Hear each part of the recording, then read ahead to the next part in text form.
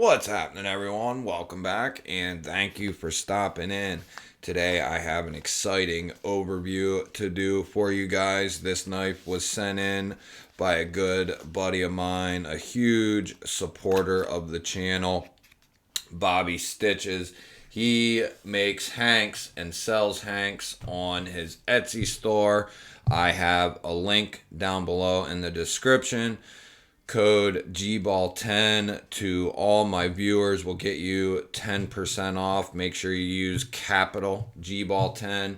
He's got all kinds of designs, several different sizes, different microfiber colors. The stitching, the microfiber, the prints are all excellent. Bobby's a great dude. The pricing on his hanks is already phenomenal without the code. And with the code, it is just insanely good. Bobby sent me in a huge box of knives to check out, and I have a ton of work to do with these guys. That way I can get these done and back to him. I've already had them way too long, but there was a ton of knives. Plus, I have so much other content that I have to work on daily. We have the Code Steel Code 4, and this is a knife I've almost bought many times. I love cold steel. I only have maybe 4 or so cold steels. They are all S35, and I love them all. Cold Steel does phenomenal. S35 VN, and the statistics show that. And they have 3 versions, I believe, of the Code 4. And if you asked me to pick one, this would be the one that I would pick, the Tanto variant. There's a Tanto drop point and a clip point, I believe. You have S35, right? Yes, S35 VN there. Right there below the cold steel. These are made in Taiwan, not China, in case you were wondering. I was looking for a liner for some reason. Nice satin Tanto blade shape there. Well done, dull thumb studs. They're not your typical thumb studs, but they work very well and they're very comfortable.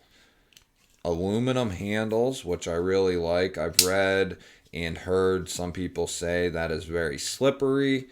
I could see that. For me, would it be a problem though? Nah, I don't think so. I mean, I got a pretty good grip though. I don't think that would be a problem for me. I guess if your hands were super wet and the knife was super wet, I guess maybe I could see it. But I think even then, with these finger grooves and stuff, I still think I'd have a pretty good grip on it. At least I'd like to think so anyway. I do like the pocket clip on this guy. It's a lot more minimal than your 8010, your 8015. I believe even the Engage has a big bulky clip. So does the Tie Light. So it's good to see a nice minimal pocket clip, at least from Cold Steel. Now, it isn't ultra deep carry. It's more of a lower mounted clip, but it's not too much, just enough so you can get your thumb on it, which is what Cold Steel wants. I don't think they're really making knives to, carry deep carry. They're making user knives, tough knives. They're not trying to be something they're not. And one thing about this knife is they are using that phenomenal triad lock that Andrew Demko first designed. He designed the triad lock among 3 or 4 other locks, and the triad lock is just phenomenal. I've seen it tested up to 2,000 pounds, and the lock doesn't fail. The actual knife, it will rip the blade from the body of the handle before the lock fails. I don't know that I've seen anything where this lock has failed. It's usually the knife. And that's where I have a video all about the different locks that Cold Steel has. They are the best locks, period. I'll link them up below, or that video if you want to see it and you haven't seen it yet, or if you just want to go rewatch it. Covering the Triad lock, the Atlas lock, the Scorpion lock, and I think I had a back lock in there as well, just because the back locks are extremely tough. And that is kind of where the Triad lock was inspired from. Surprisingly, now my 8010 and my 8015 and the Engage all have broken in very well. I don't know how much Bobby has carried this one, but I can say the action on it is very good. It flies out. It'll drop down to your finger there, and you can give it a nice little... Sometimes you got to double clutch it, but sometimes you don't. Yes, it's a good size. What's odd about it, though, is it's really wide. Not really wide. It's wide, but it's pretty skinny. You have very thin handles here. So it's comfortable, but you can definitely tell it's not a thicker knife when it's in your hand. Giving it a good squeeze. Where am I feeling that? I'm really more feeling this right here on the face of the liners here. Not bad though. But that's the only thing I'm really feeling. I don't feel... That's one thing I love about Triad and backlocks. You have this full thing. It's all filled completely. So you know back here is going to be comfortable. Not feeling that clip. It's mainly right here. Yeah. Yep. Right there on like your fingers. But that's if you're squeezing the piss out of it. So in a standard grip, this is nice and comfortable. You do have a pretty big area there. You could choke up on it. Yeah, you can choke up on it. I like this. Nice straight edges. Yeah, I'm going to have to get me one of these for sure. Should we do a little cutty cut test? We are in the yellow pages on F, if you're wondering, on the phone book. Ooh. That's extremely good.